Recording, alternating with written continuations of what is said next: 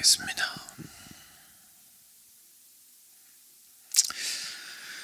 주님, 지금까지 지내온 것이 참 주님의 커다란 은혜임을 다시 한번 기억합니다. 주님 감사합니다. 저희들이 살아오는 걸음들이 항상 마음에 드는 것도 아니고 저희의 뜻대로 가지는 것도 아니고 저희가 원하는 속도대로 갈 수 있는 것도 아니고 심지어 때로는 저희가 원하는 방향으로 가게 되는 것도 아니지만 저희를 참으로 위로하고 격려하며 또한 감사함으로 걸어갈 수 있게 하는 것은 주님께서 오늘의 걸음을 붙들고 계시며 함께 하시기 때문입니다. 주님, 저희가 인간적인 마음과 눈으로 오늘의 걸음걸이를 판단하지 않도록 하여 주시고 저희가 주 안에서 거룩한 삶을 살고자 하며 주님과 동행하고자 할 때에 하나님과 함께 가는 그 길이 참으로 가장 지름길이며 가장 형통한 길이며 가장 아름다운 길임을 저희로 기억하게 하여 주시옵소서. 오늘 말씀을 통하여서 주님께서 또한 우리의 인생의 길을 보이시기를 저희가 간구드리오며 우리 주 예수 그리스도 이름으로 기도했습니다. 아멘. 네, 에스겔 23장 같이 보겠습니다.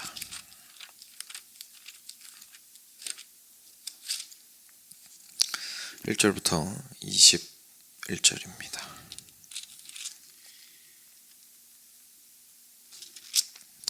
같이 교독하겠습니다. 제가 먼저 한 절 읽겠습니다. 또 여호와의 말씀이 내게 임하여 이르시되, 인자야, 두 여인이 있었으니 한 어머니의 딸이라. 그들이 애굽에서 행음하되 어렸을 때에 행음하여 그들의 유방이 눌리며 그 처녀의 가슴이 어루만져졌나니 그 이름이 형은 오홀라요 아우는 오홀리바라. 그들이 내게 속하여 자녀를 낳았나니 그 이름으로 말하면 오홀라는 사마리아요 오홀리바는 예루살렘이라. 오홀라가 내게 속하였을 때에 행음하여 그가 연애하는 자 곧 그의 이웃 아수르 사람을 사모하였나니 그들은 다 자색 옷을 입은 고관과 감독이요 준수한 청년이요 말타는 자들이라. 그가 아수르 사람들 가운데 잘생긴 그 모든 자들과 행음하고 누구를 연애하든지 그들의 모든 우상으로 자신을 더럽혔으며 그가 젊었을 때에 애굽 사람과 동침함에 그 처녀의 가슴이 어루만져졌으며 그의 몸에 음란을 쏟음을 당한 바 되었더니 그가 그때부터 행음함을 맞이 아니하였느니라. 그러므로 내가 그를 그의 정든 자 곧 그가 연애하는 아수르 사람의 손에 넘겼더니 그들이 그의 하체를 드러내고 그의 자녀를 빼앗으며 칼로 그를 죽여 여인들에게 이야기거리가 되게 하였나니 이는 그들이 그에게 심판을 행함이니라. 그 아우 오홀리바가 이것을 보고도 그의 형보다 음욕을 더하며 그의 형의 간음함보다 그 간음이 더 심함으로 그의 형보다 더 부패하여 졌느니라. 그가 그의 이웃 아수르 사람을 연애하였나니 그들은 화려한 의복을 입은 고관과 감독이요 말타는 자들과 준수한 청년이었느니라. 그 두 여인이 한 길로 행함으로 그도 더러워졌음을 내가 보았노라. 그가 음행을 더했음은 붉은색으로 벽에 그린 사람의 형상 곧 갈대아 사람의 형상을 보았음이니 그 형상은 허리를 띠로 동이고 머리를 긴 수건으로 쌌으며 그의 용모는 다 준수한 자 곧 그의 고향 갈대아 바벨론 사람 같은 것이라. 그가 보고 곧 사랑하게 되어 사절을 갈대아 그들에게로 보내매 바벨론 사람이 나와 연애하는 침상에 올라 음행으로 그를 더럽히매 그가 더럽힘을 입은 후에 그들을 싫어하는 마음이 생겼느니라. 그가 이같이 그의 음행을 나타내며 그가 하체를 드러내므로 내 마음이 그의 형을 싫어한 것 같이 그를 싫어하였으나 그가 그의 음행을 더하여 젊었을 때 곧 애굽 땅에서 행음하던 때를 생각하고 나귀 같고 그의 정수는 말 같은 음란한 간부를 사랑하였도다. 같이 읽겠습니다. 행음하여 애굽 사람에게 내 가슴과 유방이 어루만져졌던 것을 아직도 생각하도다. 아멘. 네, 오늘 말씀은 상당히 좀 적나라하게 우리 북이스라엘과 남유다에 대한 그 죄악된 행위들을 하나님께서 보여주시는 설명하시는 부분입니다. 여인에게 비유를 하고 있죠. 그래서 한 명은 언니고 다른 한 명은 이제 동생인데 그 언니가 이제 북이스라엘이고요. 그리고 동생이 남유다를 의미를 하게 됩니다. 그래서 한 어머니의 딸이다라고 이야기를 해서 결국 하나님께서 이렇게 한 배에서 낳으신 이들이다라는 이야기로 시작을 하고 있습니다. 그러면서 이제 4절에 오홀라는 사마리아고 오홀리바는 예루살렘이니라 라고 하면서 사마리아가 북이스라엘의 수도이고 그리고 예루살렘은 남유다의 수도였죠. 그래서 두 나라를 얘기하고 있음을 알려주십니다. 처음에는 이제 북이스라엘이 문제를 일으켰습니다. 그래서 오홀라가 언니가 북이스라엘이 내게 속하였을 때에 행음하여 이렇게 말씀하시죠. 그러니까 하나님께 속한 자로서 하나님의 백성으로서 있는데 근데 행음하여서 그가 연애하는 자, 자기가 이제 마음에 사랑하는 자 아수르 사람을 사모해서 그들에게 갔다라고 얘기를 하시는데 6절을 보시면 그들은 다 자색 옷을 입은 고관과 감독들이고 준수한 청년들이고 말을 타고 그래서 아수르 사람 가운데 잘생긴 그 모든 자들과 행음하고 라고 얘기를 하십니다. 다시 말해서 겉으로 보았을 때 그들이 참 위대해 보이고 멋있어 보이고 이제 그랬다는 것을 이제 말씀하시면서 그것에 혹하고 그것에 유혹되고 해서 그들과 함께 오히려 행음하게 되었다라고 얘기를 하시고요. 그래서 8절부터는 굉장히 적나라하게 8, 9, 10절은 굉장히 적나라하게 그들의 행위를 그 행음함을 이렇게 드러내시는 것을 저희가 보게 됩니다.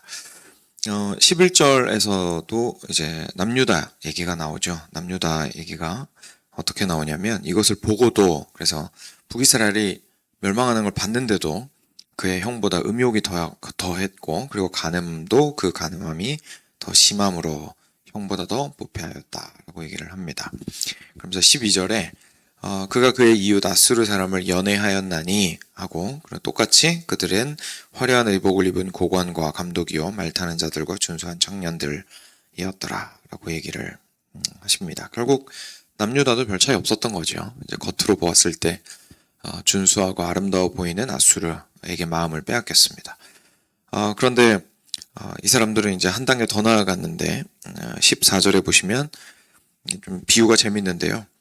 그가 음행을 더하였음은 붉은색으로 벽에 그린 사람의 형상 곧 갈대아 사람의 형상을 보았음이니 그 형상은 허리를 띠로 동이고 머리를 긴 수건으로 쌌으며 그의 용모는 다 준수한 자 곧 그의 고향 갈대아 바벨론 사람 같은 것이라 그가 보고 곧 사랑하게 되어 사절을 갈대아 그들에게로 보내매 이렇게 나오는데요. 비유가 좀 재밌죠. 그러니까 아수르 사람과 어떻게 보면 행음을 하는 중에 벽에서 멋있는 벽화를 본 거죠. 그래서 갈대아 사람들의 그 준수한 용모를 보고 와 저런 사람이 있어 라고 얘기하면서 아예 사람을 보내가지고 데리고 왔다는 얘기입니다. 그죠?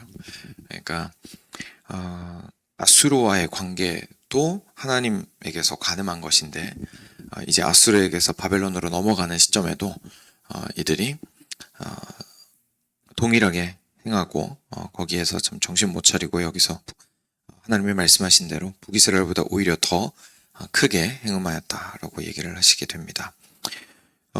그래서 그렇게 이제 사람을 보내서 갈대아 사람들을 초대를 하니까 오히려 바벨론 사람들이 와서 이제 그들을 더럽히게 되고 그리고 나서 18절에 그가 이같이 그의 음행을 나타내며 그가 하체를 드러내므로 내 마음이 그의 형을 싫어한 것 같이 그를 싫어하였으나 라고 하시면서 이제 갈대아 그 사람들과 또는 바벨론 사람들과 같은 말입니다. 갈대아 바벨론. 그래서 이 사람들과 발생한 그런 관계적인 문제를 통하여서 하나님께서 북이스라엘과 마찬가지로 남유다도 굉장히 미워하셨다 라는 이야기를 하고 있으십니다. 그러면서 19절부터 21절까지는 이제 지금 너희가 그렇게 행한 것이 결국은 예전에 애굽에서 행음하였던 것을 기억하고 추억하면서 그 습성을 아직 버리지 못하고 동일하게 행한 것이 아니냐라고 책망하시는 것을 저희가 볼 수가 있습니다.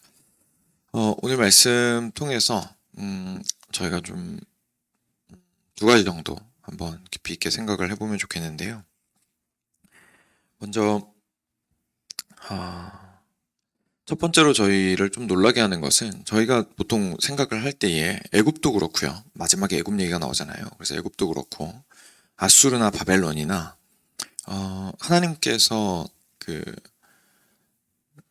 죄송합니다. 하나님께서가 아니고 그 사람들이, 그 나라 사람들이, 애굽이나 바벨론이나 아수르나 이 사람들이 이스라엘 백성들을 괴롭힌 거잖아요. 그죠? 이스라엘 백성들을 괴롭힌 거고, 그 이스라엘 백성들은 당하는 입장이었거든요. 애국 같은 경우에도 계속 그 밑에서 굉장히 오랜 시간 동안, 수백 년 동안 이렇게 노예로서 살 수밖에 없었고, 그리고 아수르랑 바벨론도 이제 역사적으로 보면 뭐 자기 나라 빼앗기는 걸 원하는 사람이 어디 있겠습니까? 그러니까 그 사람들이 와가지고 실제로 그 나라를 괴롭힌 거거든요. 그리고 백성들을 빼가고 포로로 삼고, 심지어 바벨론은 이제 예루살렘을 무너뜨리고 했던 건데, 근데 오늘 저를 좀 놀라게 하는 것은 하나님께서 아수르랑 바벨론도 마찬가지고, 심지어 옛날에 애굽에 노예 생활을 하던 것까지도 뭐라고 표현하시냐면 행음하였다라고 표현을 하시는 겁니다. 그러니까 하나님께서 굉장히 크게 문제를 삼으시는 게 뭐냐면 결국 그들과 동화되는 것임을 저희가 알 수가 있습니다. 그러니까 쳐들어오고 막 이렇게 압제하고 그들을 노예 삼고, 그거는 그럴 수가 있거든요. 근데 그 가운데에서 사람들은 자기가 고통당하는 것만 생각하고, 나라 빼앗긴 것만 생각하고, 그리고 포로된 것만 생각하고 우리 억울해요 라고 말할 수 있겠지만, 하나님께서는 그 가운데에서도 하나님의 백성으로서 올바르게 서 있는지에 대해서 굉장히 중요하게 생각을 하신다는 것을 저희가 알게 됩니다. 그러니까 그렇게 막 고생하는 중임에도 불구하고, 그래서 인간적인 눈으로 보면 이거는 좀 위로를 해주고 구원해줘야 될 문제 아닌가? 라는 생각이 드는 상황에서도 하나님께서는 지금 현재 하나님의 백성으로서의 지조를 잃어버렸다. 너의 이제 두 번째로 제가 살펴볼 내용인데, 너의 남편이 누구인지 잃어버리고 행동하였다 라는 것에 대해서 굉장히 강하게 책망을 하시는 것을 보게 됩니다. 그리고 아수르랑 바벨론 같은 경우에는 이제 결국은 그들이 와서 이스라엘 백성들을 고통스럽게 한 것이긴 하지만, 그 과정 속에서 분명히 저희가 이게 남녀 관계로 표현을 하고 있다 보니까 그냥 좀 속된 표현을 하자면 이스라엘이 먼저 꼬리 쳤다라는 얘기죠. 쉽게 말해서. 그죠? 그러니까 이스라엘이 먼저 그들을 향해서 마음을 열었고, 초대하였고, 집으로 불러들였고, 그들을 더 아름답게 보고, 겉으로 보이는 그 준수한 외모와 그리고 멋있어 보이는 모습들과 그들이 가지고 있는 말을 탄 힘과 군사력과 이런 걸 보고 마음을 이미 빼앗겨가지고 그쪽 문화를 이미 받아들일 마음의 자세가 다 되어 있었다라는 얘기고요. 그리고 그것을 다 받아들인 이후에는 자기들이 원하는 대로 더 잘 되는 것이 아니라 오히려 그들의 노예가 되는 것을 경험을 하게 되었던 것을 저희가 또 보게 됩니다. 그러니까 이 과정 속에서 하나님께서 어떤 각도로 보시는지를 저희가 굉장히 주의 깊게 보아야 합니다.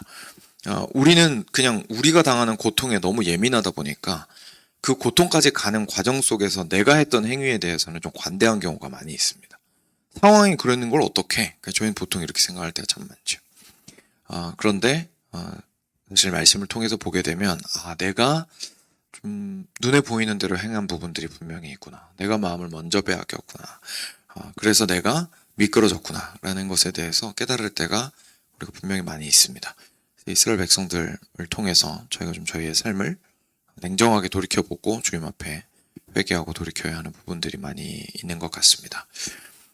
두 번째로 저희가 좀 묵상을 해보고 싶은 것은요, 하나님께서 도대체 왜 이렇게 좀 적나라하게, 사실 뭐 말하는 거는 말할 필요도 없고 읽기도 좀 민망하게 이렇게까지 표현을 하시는가라는 거에 대해서 생각을 해볼 필요가 있죠. 굉장히 다양한 비유들을 들 수 있으실 텐데 굳이 이렇게 결혼한 사람이 행음한 것에 대해서 굉장히 그것도 그 행음하는 행위 자체를 아주 적나라하게 표현을 하심으로써 하나님께서 이 문제의 심각성을 왜 이렇게까지 드러내고자 하시는가에 대해서 저희가 좀 생각해 볼 필요가 있습니다. 이유는 사실 간단하죠. 하나님께서 이 이스라엘 백성을 결혼한 자로 여기시기 때문에 그렇습니다. 그래서 우리가 하나님과의 관계라는 이야기들을 많이 하는데요.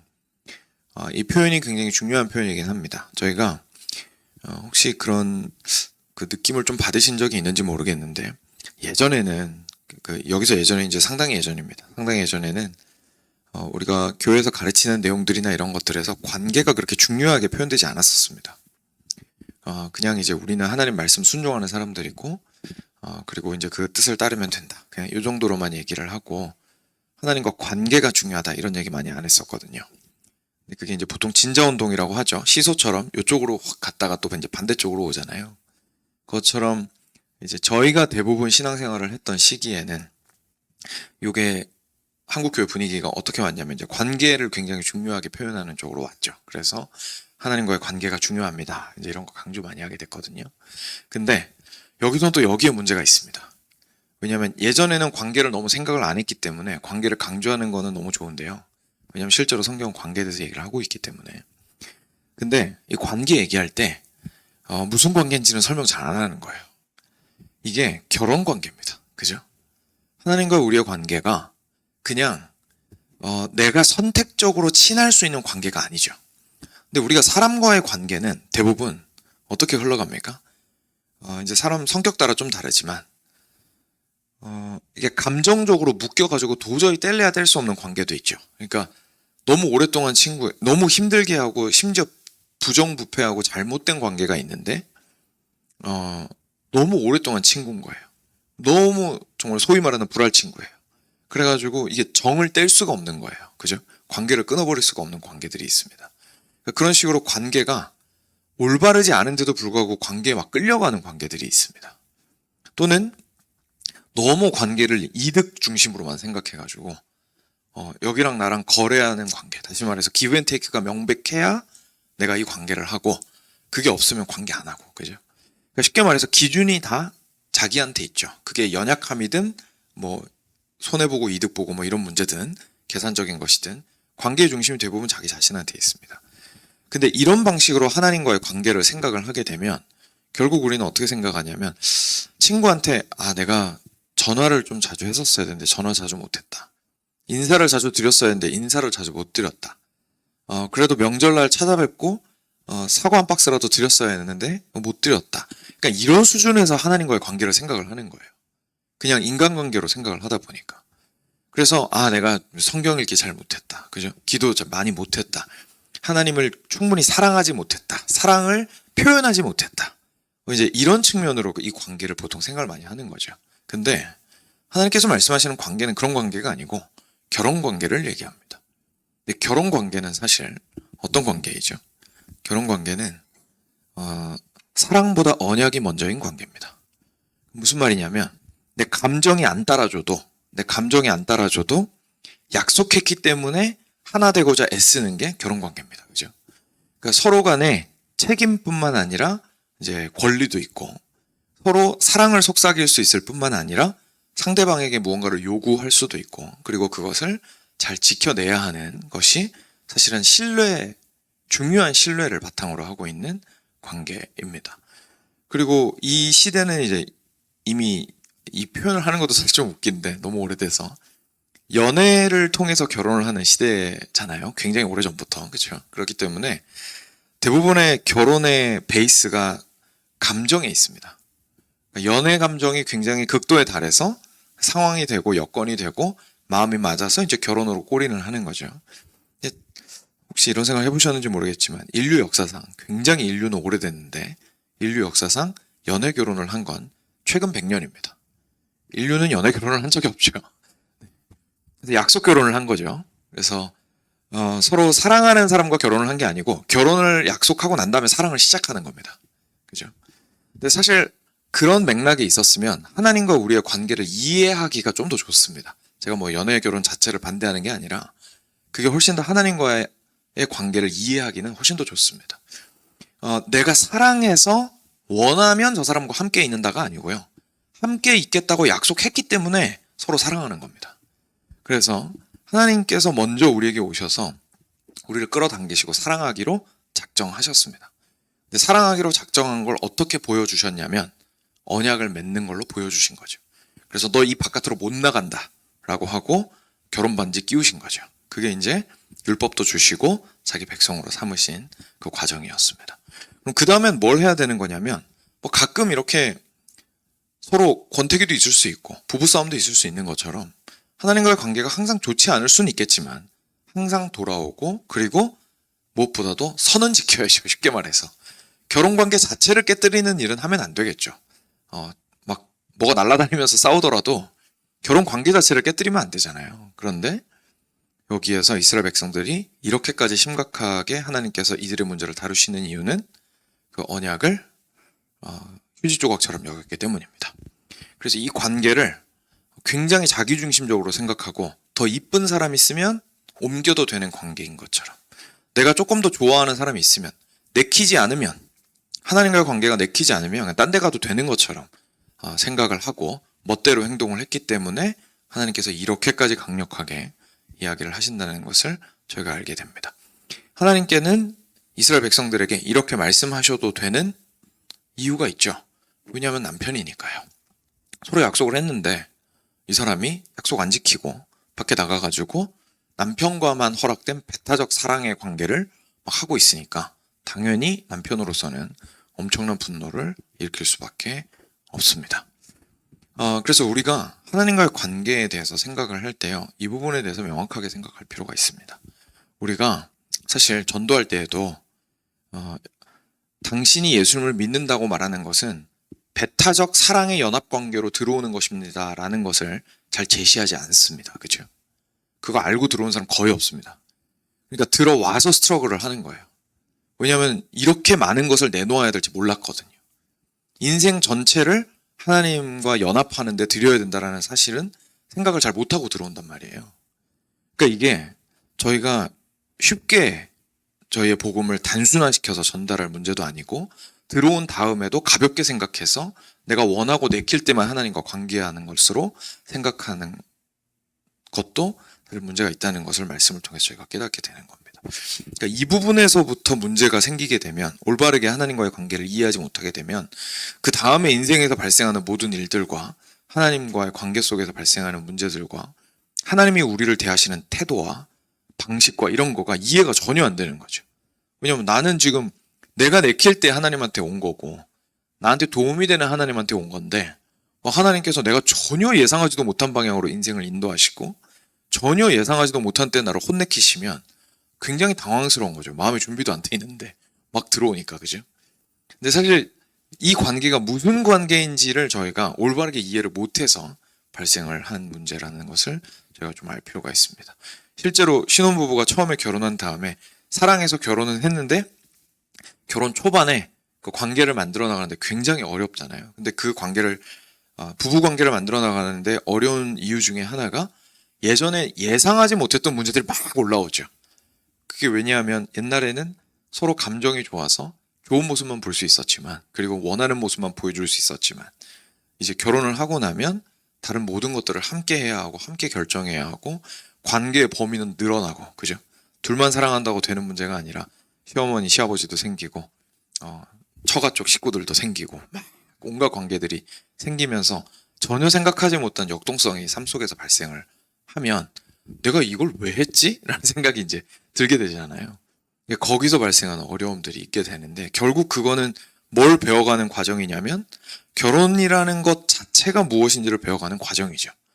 그러니까 이게 힘드니까 결혼을 잘못했어라고 생각하는 게 우리가 일반적인 생각의 방향이지만, 사실은 뭘 하고 있는 거냐면 이게 결혼이었구나 라는 걸 배워가는 과정이죠. 하나님과의 관계도 사실은 그런 겁니다. 그래서 결혼 관계라는 사실을 저희가 생각을 못하고 그냥 관계다라고만 얘기를 하면 하나님께서 이렇게 화내시는 게 이해가 잘 안 됩니다. 연인들이 나한테 너무 막 서운해하고 화내고 이러면 반대쪽에서 야, 너만 여자냐? 너만 남자냐? 세상에 너밖에 없냐?